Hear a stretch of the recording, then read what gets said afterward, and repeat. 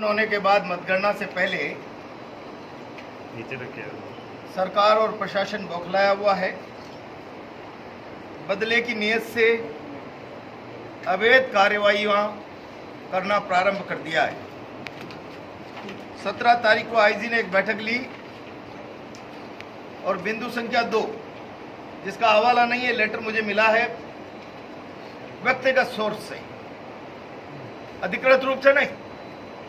बावड़ी खेड़ा में एक क्रेशर संचालित है जो अवैध है, उसके खिलाफ कार्रवाई की जाए और उस पर कलेक्टर की तरफ से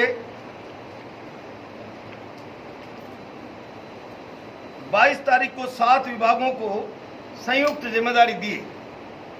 police, DFO, UIT, SDM, pollution, परिवहन और माइनिंग। मैं बहुत जिम्मेदारी से कह रहा हूं, बिरला जी ने हार मान ली और पूरी सरकार ने सारे प्रशासन की पावर ऑफ अटॉर्नी शासन की आईजी कोटा को दे दी। ऐसा लगता है जैसे सारा प्रशासन पंगु हो गया, शासन और आईजी अब यहां सारी व्यवस्था का ठेकेदार बन गया। और ठेकेदार बनकर कौन कौन भाजपा विरोधी है, उन सबको कैसे शासन की ताकत के बूते पर टारगेट किया जा सकता है, ये कार्रवाई उसका हिस्सा है। मैंने सब दस्तावेज आपको दिए हैं। राजाराम भील नाम के व्यक्ति की खातेदार की ये जमीन है। 9/7/2010 को एसडीएम लाडपुरा ने एक्सक्लूसिवली क्रेशर के लिए इसका कन्वर्जन किया है। और जब क्रेशर का कन्वर्जन होता है तो फॉरेस्ट की, वाइल्ड लाइफ की, रेवेन्यू की तमाम एनओसीओं के बाद ये संभव होता है।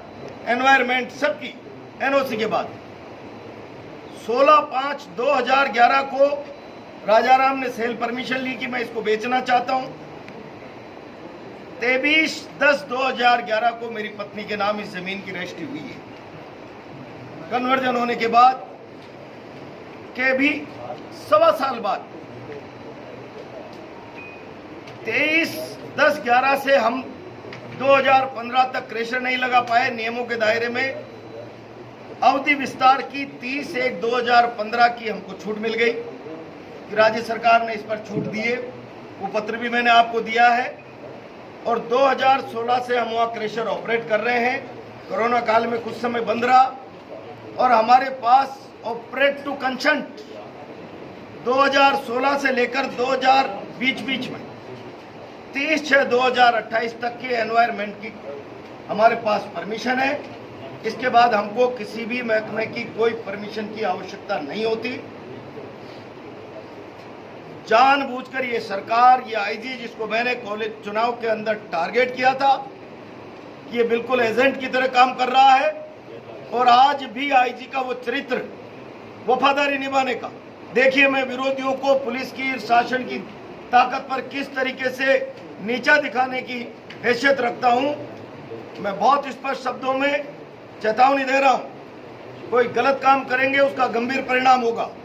नियमों के दायरे में आप नापना चाहते हैं नाप लें, कोई इलीगल नहीं है। खातेदार से कन्वर्ट प्लॉट खरीदा है। एनवायरमेंट क्लियरेंस 2028 तक की है। एक एक काम, और चारों तरफ जो खातेदार है मेरी जमीन सड़े हुए, वहां 1 इंच जमीन भी न फॉरेस्ट है न सिवाई चक है। मेरे खेत के चारों तरफ खातेदार है क्रेशर के। मैं बहुत स्पष्ट शब्दों में कह रहा हूं, मेरी क्रेशर को आप नाप लीजिए। मैं आर पार की लड़ाई लड़ूंगा, आर पार की लड़ाई। या तो मेरा अस्तित्व मिट जाएगा, खत्म हो जाएगा, या आईजी की दादागिरी चलेगी। आर पार की लड़ाई 4 तारीख के बाद लड़ूंगा। यह आईजी चाहता है कैसे भी उत्पात हो, मैं शांति से नाप लें। मेरी विनम्र प्रार्थना, आप सब लोग वहां रहे। 1 इंच जमीन मेरी अवैध नहीं है। 1 इंच जमीन, 1 इंच जैसी जमीन मैंने खातेदार से खरीदी है, उसी पर मैंने स्ट्रक्चर बनाया, पक्का रैंप वगैरह सारा सब कुछ। 1 इंच आगे पीछे नहीं किया। जो कच्ची बाउंड्री थी खातेदार की, उसी में उसी ने कन्वर्जन करा के मेरे नाम रजिस्ट्री कराई है। 4 तारीख के बाद प्रशासन को एक एक कार्रवाई पारदर्शिता से और लोगों के खिलाफ करनी पड़ेगी। इसके लिए मजबूर कर दूंगा सारी कांग्रेस पार्टी और हम सब लोग मिलकर इस आईजी के खिलाफ पूरी ताकत से 4 तारीख के बाद आर पार का संघर्ष करेंगे, चाहे परिणाम कुछ भी हो। आईजी चाहता है कि हम पहले उत्तेजित हो जाएं, मुकदमे लग जाए, गिरफ्तारी हो जाए और मतगणना में इन लोगों को धांधली करने का मौका मिल जाए। मैं बहुत स्पष्ट शब्दों में कह रहा हूँ, मतगणना के बारे में बाद में बात करूंगा, आज केवल इतना कह रहा हूँ। मैंने एक एक कागज आपको दिया है, क्रम से एक एक कागज, इसको जांचें। कल रात को इन्होंने बारिश के लिए कुछ यार्ड, डंपिंग यार्ड बाहर खुले में पत्थर डाल देते हैं स्टॉक के लिए, वहाँ जाकर इस सरकारी ज़मीन पे आपने पत्थर डाल दिया, खुली ज़मीन पे डाल दिया। एक जेसीबी को रात के 1-1:30 बजे जाके, एक डंपर को करो, कुछ भी कर सकते हैं। किस बात की FIR दर्ज? 379 कैसे बनेगी? पत्थर तो मेरा है।